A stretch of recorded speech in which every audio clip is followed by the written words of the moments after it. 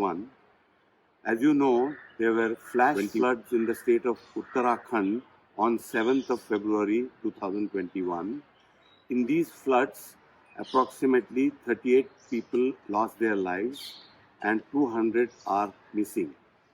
NTPC, which is executing a power project there, has declared that there has been a loss of approximately 1,500 crores. Now, surely a fact-finding committee will go into the causes of this disaster, and there will be multiple causes. But today I am talking about one contributing factor to this disaster, that is the Char Dham Pariyojana.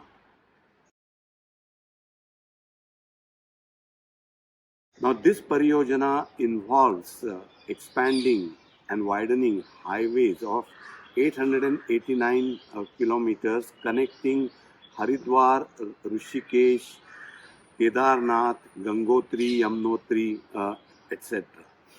This project was inaugurated by our Prime Minister in 2016, and it's a very high priority project for the government. I wish to tell you some interesting aspects about this particular project. Firstly, a highway project of this magnitude usually requires an environment impact assessment, that is EIA. But there is also a rule that if the highway length is less than 100 kilometers, then the project is exempt from the EIA process. Now, taking advantage of this particular rule, what the government has done is that the entire project has been split into 53 civil works of smaller length, thereby avoiding to do the environment impact assessment. Now, this project is environmentally extremely harmful, and I wish to talk about four different things. First of all, this project is being implemented in an extremely fragile ecosystem where these flash floods and landslides happen quite regularly. Number two, over 50,000 trees are affected by this project and 35,000 have already been felled. Due to construction, the debris generated would be dumped into the riverbed and it would cause a severe soil erosion.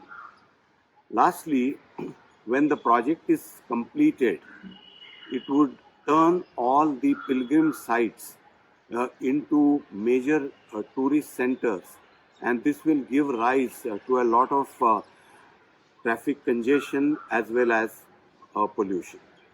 Now, the worst part is that despite disasters, one in 2013 and the current one, both the governments at the center and the state have not learned any lessons whatsoever.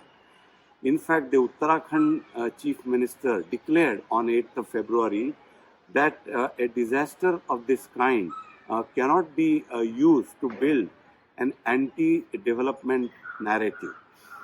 He added that this project would continue. And therefore, looking at the adverse impact, a Dehradun-based NGO challenged the Char Dham project in the National Green Tribunal.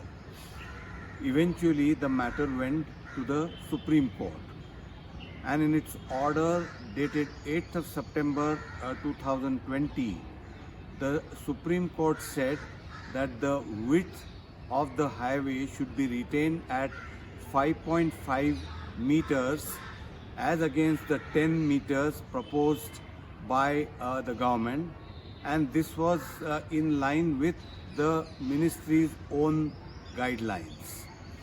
Later in October, the chairman of the high-powered committee had to make a complaint to the Supreme Court quoting willful non-compliance on the part of the government of the Supreme Court's order dated 8th of September. Eventually, it was found that the government had also modified its earlier guidelines and is now insisting on a width of 7 meters. It has also started quoting strategic defense considerations for the higher width. The matter is still in the Supreme Court and the final orders are awaited. My appeal to everybody, all the experts, the environment champions, is to put a lot of pressure on the government to drop this disastrous project which is being executed in the name of development. Thank you so much.